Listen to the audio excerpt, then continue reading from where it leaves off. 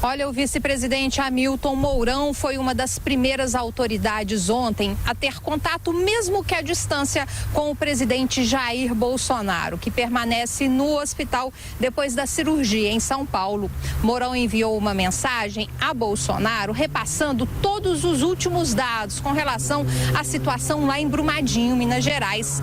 Ele havia informado que os 3 ministros que estão acompanhando de perto a questão estariam hoje em São Paulo. Os ministros de Minas e Energia, Bento Albuquerque, do Desenvolvimento Regional, Gustavo Canuto, e do Meio Ambiente, Ricardo Salles.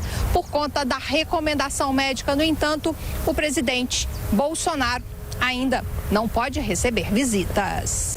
Olha, não tem, se eles não vão é porque o presidente ainda não está podendo conversar e ele precisa ficar num repouso maior. Até eu estava com a ideia de ir na sexta-feira e a família me pediu para que eu só fosse semana que vem. Depois de anunciar a liberação do FGTS e antecipação do pagamento do Bolsa Família, além de recursos do BNDES para os municípios prejudicados, o governo disse agora que vai pagar o chamado seguro defeso para os pescadores da região de Brumadinho, por conta da contaminação do rio Paraopeba. O Ministério da Economia informou ontem também que o orçamento deste ano para ações de defesa civil chegam a 800 milhões de reais. Dinheiro que já estaria pronto para atender demandas emergenciais de assistência às vítimas, fornecimento de cestas básicas e alojamentos, por exemplo. Segundo o Ministério, esse valor pode aumentar caso seja necessário, dentro, no entanto, das competências aqui do governo federal. Às vésperas do Congresso voltar ao trabalho e diante das críticas de que a articulação política seria inexperiente, Mourão disse ontem que está confiante. Vamos dizer o seguinte, houve uma renovação grande, né? Então acreditamos que é a força dos novos, né? Vai favorecer aí o entendimento do Congresso das responsabilidades que eles têm perante o Brasil. Ontem Mourão recebeu o embaixador do Chile, Fernando Schmidt. Ao fim do encontro, ele se mostrou preocupado com a notícia da prisão de jornalistas chilenos na Venezuela. Com relação ao pedido do líder da oposição venezuelana, Juan Guaidó, que solicitou a ajuda do governo brasileiro para garantir a entrada de ajuda humanitária naquele país, o vice-presidente apenas informou que o Brasil pode sim ajudar com medicamentos e até com alimentos, mas não disse se isso vai efetivamente acontecer. De Luciana Verdolim. Professor.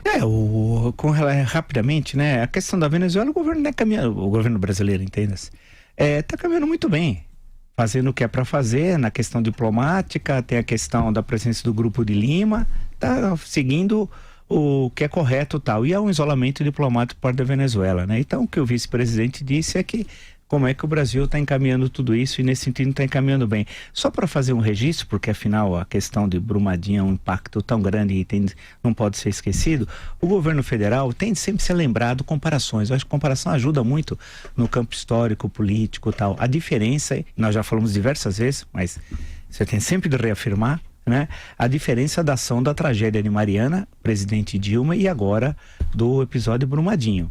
Primeiro, o presidente, mesmo sendo operado no dia posterior, que era um domingo, um sábado, compareceu em loco, não pôde descer pelas dificuldades da região naquele momento, compareceu junto com seus ministros e criou já um grupo de crise, né, de administração da crise, um gabinete, em suma, já pôs o time em campo tal, e começou a trabalhar rapidamente dentro da esfera do que é feito ao governo federal. O ministro do Meio Ambiente entrou rapidamente em campo, né?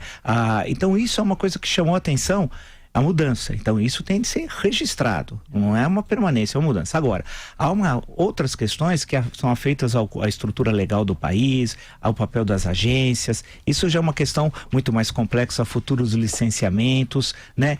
E como agir em relação a esse problema grave que o país tem, e o país escondia. Ninguém estava preocupado com a questão das barragens, do caso especificamente da extração mineral, desde o episódio de Mariana. Quer dizer, o Brasil teve esse choque que foi apresentado por problema agora, né? E os números reais estão aparecendo, né? Agora nós sabemos o perigo representado pelas barragens. Sim, sim. Já. Por exemplo, eu estou aguardando, sentado, porque de pé cansa, que as autoridades de São Paulo expliquem se elas fiscalizam as usinas hidrelétricas, não sei se é a CESP que fiscaliza quem, por exemplo, Água Vermelha, Ilha Solteira, né? Eu gostaria de saber quem fiscaliza a represa Billings, por exemplo, aqui em São Paulo, né? Nós temos centenas de barragens, centenas. A extração mineral é pouco relevante em São Paulo, pouco relevante. Aí no caso da produção de energia e tal, quem é que está fiscalizando? Se há fiscalização, digo isso porque nós temos razão de fazer essa pergunta. Por quê? Vide as pontes e viadutos da cidade de São Paulo, né?